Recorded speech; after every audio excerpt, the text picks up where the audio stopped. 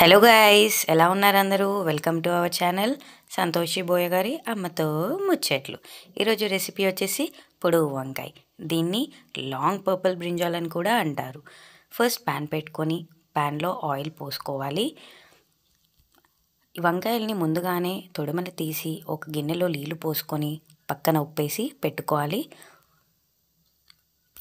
Oil heat ఎక్కిన తర్వాత జీలకర్ర, పచ్చిమిర్చి, కరివేపాకు, ఆనియన్, కొత్తిమీర కూడా వేసుకోవాలి. ఇప్పుడు వంకాయలని చిన్న చిన్నగా తరుక్కొని పక్కన పెట్టుకోవాలి.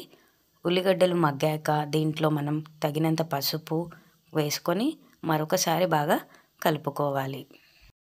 కొన్ని పచ్చిమిర్చిలు తీసుకొని పచ్చిమిర్చిలను కూడా గ్రైండ్ చేయాలి ఉప్పు వేసుకొని. దాని తర్వాత అల్లం వెల్లుల్లి పేస్ట్ వేసి బాగా కలుపుకోవాలి. దీంట్లోనే ఇందాక మిక్సీ చేసి పెట్టుకున్న పచ్చిమిర్చి పేస్ట్ కూడా వేసి బాగా కలుపుకోవాలి. ఒక పండిన ఎర్రని టమాటాని కూడా ఒకటి కట్ చేసుకొని ముక్కలుగా చేసుకొని ఇందులో వేసుకొని బాగా కలుపుకోవాలి. కలుపుకున్న తర్వాత ఇవి మగ్గాలి. మగ్గిన తర్వాత మనం కట్ చేసి పెట్టుకున్న వంకాయలను ఇందులోకి వేసుకోవాలి.